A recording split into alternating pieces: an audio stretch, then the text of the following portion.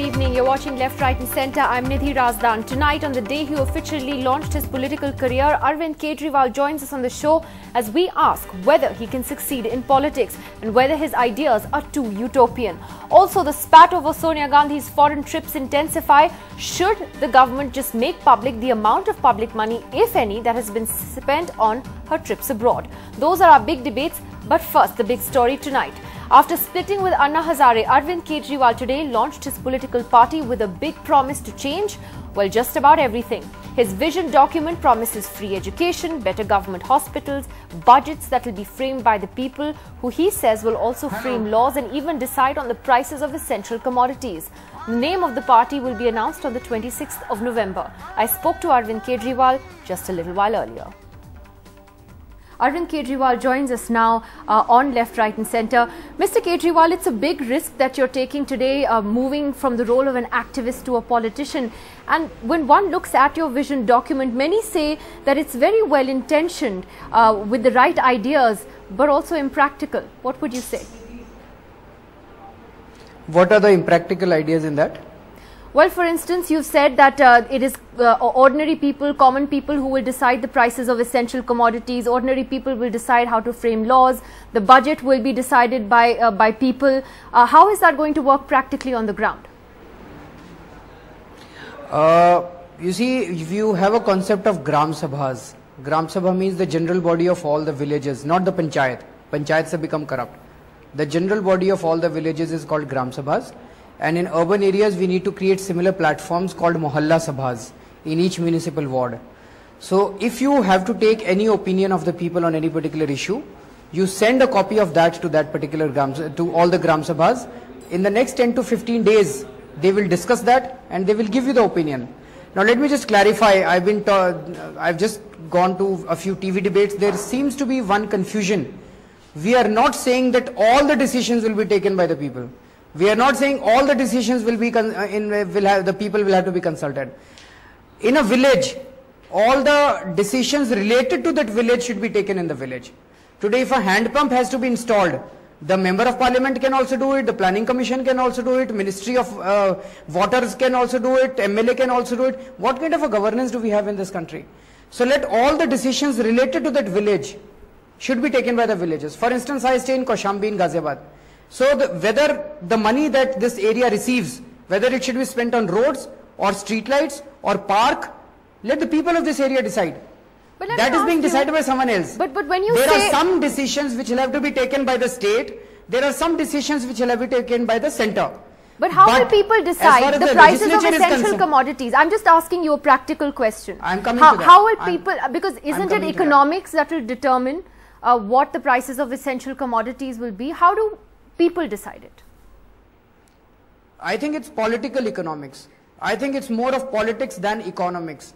And I think it's more of corruption that is deciding it today. So, the government of India has given 15 lakh rupees of tax waiver, 15 lakh crores of rupees of tax waiver to the two big corporates in the last 3 years. It's on an average 5 lakh crore rupees per annum. But when it comes to giving a tax waiver on petrol and diesel, they say they have no money. So it's a political decision.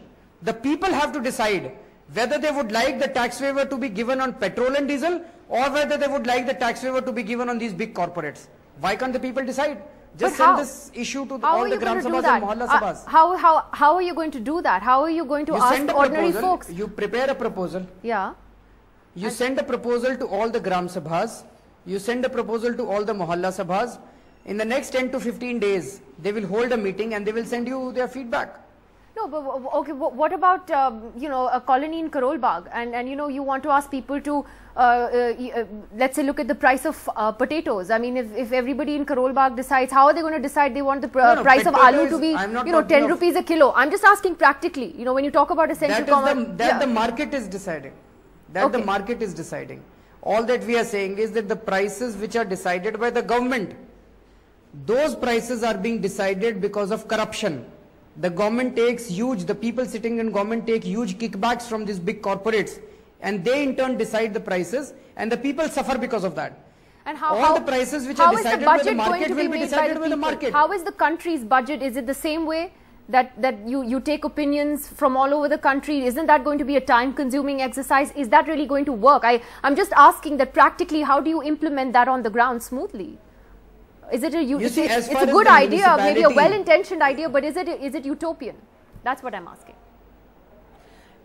As far as the municipality is concerned and the panchayat is concerned, it should be discussed with the people, and the people should have a very, very active role in that. As it is being done, it's called participatory budgeting. The models are available.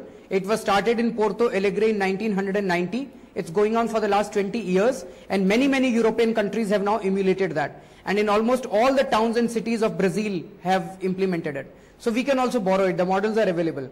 As far as the state and the central budget is concerned, I completely concede that only a part of it can be discussed with the people, but majority of the budget will have to be decided by the governments. Mr. Kejriwal, let me ask you, as you take this big plunge into politics, many have welcomed that, because there was a lot of criticism of the Anna movement, that it was sitting on the fence. Political parties have welcomed it, saying that it's good that you finally decided to fight the system from within and take that risk.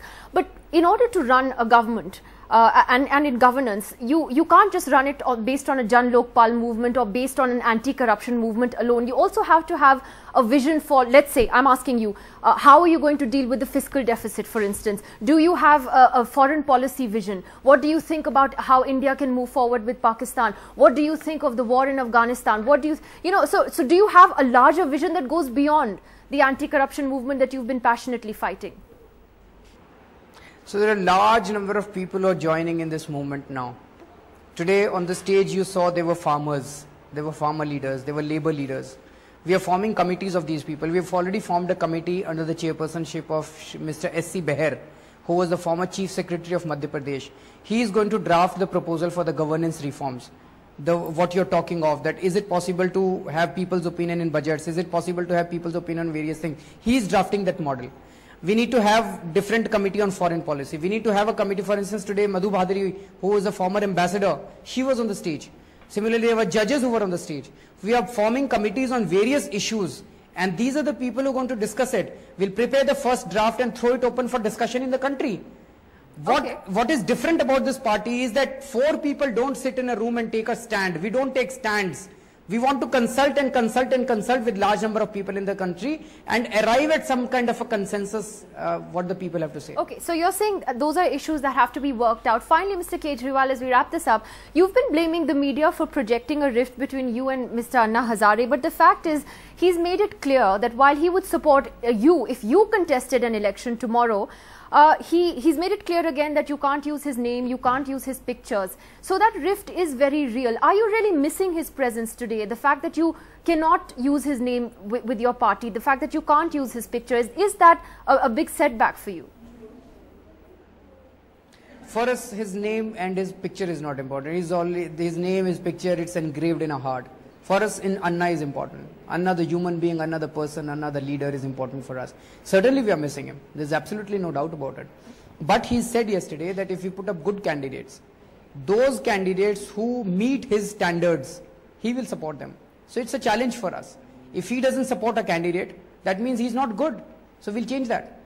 So you do acknowledge that not having him there is a big void. Does that make your task more difficult? The fact that he doesn't support the idea of a political party, does that make it more difficult for you to sell this?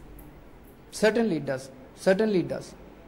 That's a pretty candid admission from you. Finally, Mr. Kejriwal, will your party, you've said that you would like to contest the Delhi Assembly elections which are due next year, but any chance that you would do it sooner in Gujarat and Himachal, which are just months away?